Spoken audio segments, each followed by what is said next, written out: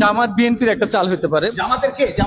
এটা তো আমি জানি না অ্যাকচুয়ালি। আসসালামু আলাইকুম রহমতুল্লাহ। প্রিয় দর্শক, হাদি হত্যাকাণ্ডে জামাতকে জড়িয়ে যে নিউজগুলো করা হচ্ছে এবং অনেকেই চিন্তায় পড়ে গেছেন জামাত কি ফেঁসে যাচ্ছে কিনা।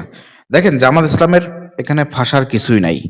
কারণ এখানে ওসমান হাদির হত্যাকারী ফয়সাল যে বক্তব্য দিয়েছে ভারতের বিভিন্ন মিডিয়ায়, সেখানে কিন্তু বিএনপি এবং জামাতকে জড়িয়েই তিনি বক্তব্য দিয়েছে। অর্থাৎ এই ক্ষেত্রে জামাত ফেঁসে যাবে এই ভয় যারা পাচ্ছেন তাদের জন্য বলতে চাই, আজকের ভিডিওটাই শেষ পর্যন্ত দেখেন, তাহলে আপনারা বুঝতে পারবেন। প্রিয় দর্শক, প্রথমেই আমরা আপনাদেরকে ভিডিও ক্লিপস দেখাবো যে ওসমান হাদির হত্যাকারী ফয়সাল হাদির হত্যার বিষয়ে জামাত বিএনপিকে জড়িয়ে যে বক্তব্যটি দিয়েছে সেই ভিডিওটা আপনাদেরকে দেখায় নিয়ে আসি। চলেন আমরা দেখে আসি। না, নো, এটা জামাত বিএনপির একটা চাল হতে পারে। এটা তো আমি জানি না অ্যাকচুয়ালি, আমি জানি না। হাদি হাদি এই যে আপনারা যে হাদি হাদি করছেন, বাংলাদেশের মানুষ হাদি করতেছে, হাদি তো অ্যাকচুয়ালি একটা জামাতের পরে, ওটা একটা জঙ্গি। খুন করেছিল কে? আমি করিনি। তুমি সেই সময় বাংলাদেশে ছিলে, তুমি বাংলাদেশে ছিলে তো? হ্যাঁ, আমি ছিলাম। তোমাকে সিসিটিভি ফুটেজে দেখা গেছে। আমাকে গুলি করতে দেখা যায়নি। তো তুমি চলে এসছো কেন ভারতে তাহলে? গুলিটা কে করলো? ভারতের পেছনে খাই করে কোন পেছনে পেছনে গুলি কে করেছে? অন দ্য স্পটে আমি ছিলাম না। জামাতের নাম বলছে, জামাতের কে যুক্ত? জামাত বিএনপির কাজ হইতে পারে, বাট আমি। প্রিয় দর্শক, আপনারা শুনলেন এখানে ফয়সাল যে বক্তব্যটা দিয়েছে, এখানে মিডিয়ার চাপে পড়ে মোটামুটি ভাবে সে মুখ খুলতেই চাইছিল না, কিন্তু মিডিয়ার যে চাপ, সেই চাপে সে অবশেষে মুখ খুলেছে।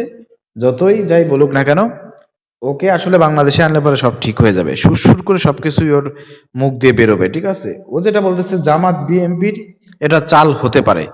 আপনারা যে এত হাদিয়াদি করতেছেন, বাংলাদেশের মানুষ যে এত হাদিয়াদি করতেছে, হাদি তো একটা জামাতের প্রোডাক্ট, সে একটা জঙ্গি।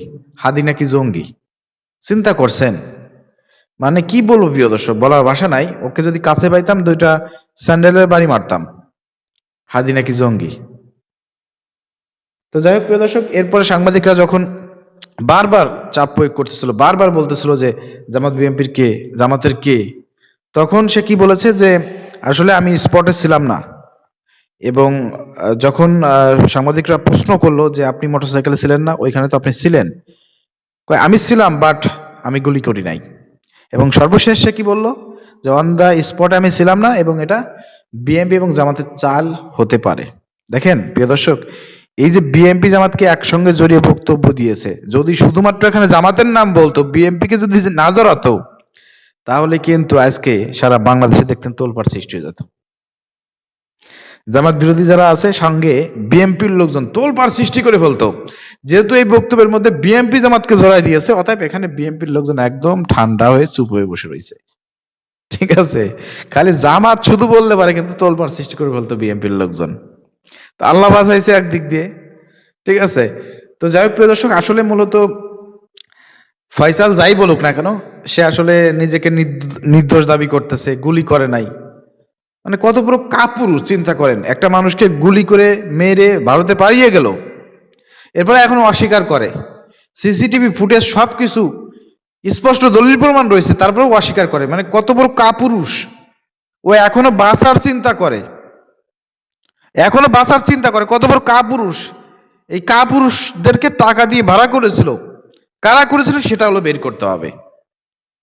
এই জন্য আমরা বাংলাদেশের সরকারকে বলবো, দ্রুত ওকে বাংলাদেশে নিয়ে এসে এমন রিমান্ড দেওয়া হোক যে ওকে কারা টাকা দিয়েছিল, কে হুকুম দিয়েছিল, সব বের হয়ে যাবে, সব বের হয়ে যাবে। ও এখন বলতেছে বিএনপি জামাতের চাইল। চিন্তা করছেন? প্রিয় দর্শক, জামাত ইসলামকে কেউ ফাঁসাইতে পারবে না, কারণ জামাত ইসলামকে ফাঁসাইতে গেলে পারে এখানে আপনাকে নাম বলতে হবে, প্রমাণ দেখাইতে হবে, এরকম কোনো কিছু দেখাইতে পারবে না, খালি মুখ দিয়ে বললেই হবে না, ঠিক আছে? তো সাংবাদিকরা অনেক চাপ প্রয়োগ করতেছে, অনেক কিছুই বলতেছে, কিন্তু আসলে তো কুলু নাই, কোনো সিস্টেম নাই। আপনি যদি সত্যটা না বলেন, যদি মিথ্যা কথা বলেন, আপনি ধরা খেয়ে যাবেন। অতএব এখানে মিথ্যা বলার কোনো সুযোগ নাই, কারণ নাম বলে ফাঁসাই দেওয়ার কোনো সুযোগ নাই, ঠিক আছে? এটা হচ্ছে বাস্তবতা। এই জন্য আমি বলেছি জামাত ইসলামকে কোনোভাবে ফাঁসানো সম্ভব না, কোনোভাবেই সম্ভব না। আর অন্য দিক দিয়ে তো বিএনপি জামাতের চাইল হতে পারে, মানে দুইটাকে জড়াই দিয়েছে, সেক্ষেত্রে তো আরো সম্ভব না। যদি জামাতের নাম বলতো সেক্ষেত্রে হয়তো দেখা যেত বাংলাদেশে বিএনপির কিছু লোকজন হয়তো জামাতকে ঘায়েল করার জন্য এটা নিয়ে রাজনীতি শুরু করতো, তোলপাড় সৃষ্টি করে ফেলতো এবং হয়তো ফাঁসানোর চেষ্টা করতো, কিন্তু সেই সুযোগটাও বন্ধ হয়ে গেছে। এই যে বিএনপি জামাতের চাইল হতে পারে, তো ঠিক আছে, আশা করি বুঝতে পেরেছেন। অতএব জামাত ইসলামকে ফাঁসানোর কোনো সুযোগ নাই, সত্য বেরিয়ে আসবে ইনশাল্লাহ, এবং তাকে বাংলাদেশে নিয়ে আসতে পারে ইনশাল্লাহ। বাংলাদেশের পুলিশ জানে কিভাবে রিমান্ড দিয়ে সত্যটা বের করতে হয়। ধন্যবাদ সবাইকে। আসসালামু আলাইকুম রহমতুল্লাহ।